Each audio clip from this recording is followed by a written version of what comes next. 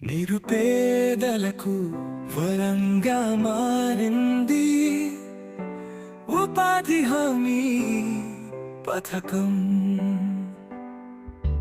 రాష్ట్రాలను అభివృద్ధి బాటలో నడిపించింది ఉపాధి హామీ పథకం.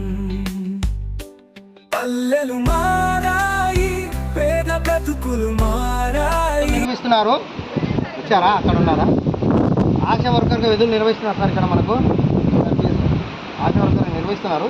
అయితే నిర్వహిస్తున్నారు, మరి పెన్షన్ తీసుకుంటున్నారని రాశాము. దానికి సంబంధించి ఏమైనా వివరణ ఉంటే వివరణ ఇవ్వండి అమ్మా. మీరు ఎప్పుడు దావం కూడా అడుగుతారు, అందరూ ఏం చెప్పినారు మీటింగ్లో అంటారు, బిస్కెట్ ఇచ్చారు మాత్రం గుర్తుంటారు మనకు. అవునా కదా?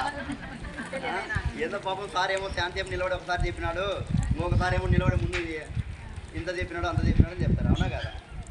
అలా చెప్పొద్దండి. ఇప్పుడు మీరు వినింటే మా 100 రోజులు పని చేసుకుంటే డబ్బులు వస్తాయంట, 30,000 వస్తాయి మనకి, ఒక సంవత్సరంలో ఖచ్చితంగా 100 రోజులు పని చేసుకోవాలి అని చెప్పండి. సరేనా? మీరు చేసుకోండి, మీతో పాటు ఉన్న వాళ్ళని కూడా 100 రోజులు పని చేసుకునే దానికి మొబిలైజ్ చేయండి. సరేనా? అప్పుడు మీ గ్రామం అభివృద్ధి చెందుతుంది. మీ గ్రామానికి ఇంకా ఏదైనా మెటీరియల్ కాంపోజిషన్ అందుకు ఎక్కువ వచ్చేదానికి అవకాశం. సపరేట్ ఇస్తాం. వెరిఫై చేసింది ఏంటంటే సమస్య రాస్తున్నాం సార్. నేను స్పెసిఫిక్గా మీకు ఎందుకు వచ్చినామంటే 100 రోజులు పని చేస్తుంది, ఎందుకు చేసుకోలేకపోతున్నారో తెలుసుకుంటే ఆ కారణాలన్నీ తీసుకెళ్ళి దాన్ని సరి చేసే దానికోసము ఇంకా మీకు చేసుకునేదానికి అవకాశం కల్పించడానికోసమే మేము రావాలి. అర్థమైందా? మీరు ఎందుకు చేసుకోలేకపోతున్నారో చెప్పాలి మేము.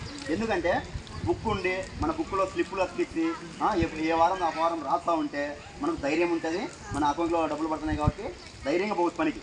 అవునా కదా? ఇప్పుడు చేస్తున్నాము, అందరికి డబ్బులు పడుతున్నాయి, ఎంత వారం పడిందో ఎంత తెలియదో తెలియకపోవడం వల్ల సరేలే అనే నిర్లక్ష్యం అనేది. 307 రూపాయలకి ఎంత తేడా? 57 రూపాయలు. అర్థమైందా? మీరు పొద్దు నుంచి ఇంటికి వచ్చేంత వరకు చేసే. అవునా కదా?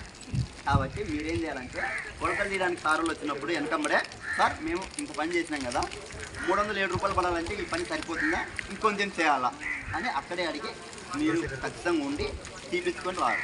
మీ 30,700 రూపాయలు మీకు చెందాలనేదే మా తాపత్రం. అర్థమైందమ్మా? తర్వాత స్లిప్పులు మామూలుగా ఎర్రమట్టి కాదని అంత కూలి లేదు, కొండ అయితే ఎక్కువ కూలి అని చెప్పారు. ఉపాధి పథకానికి సంబంధించిన పనుల వివరాలు కూడా మనకు ఒకటి దాత అందుబాటులో ఏర్పాటు చేస్తారు. ఇది కాకుండా ఉపాధి పథకంలో ఏమైనా సమస్యలు ఉన్నాయా? ఏం లేవా? అంటే బిస్కెట్ ఇచ్చారని అయిపోయింది అనుకున్నారా? ఇది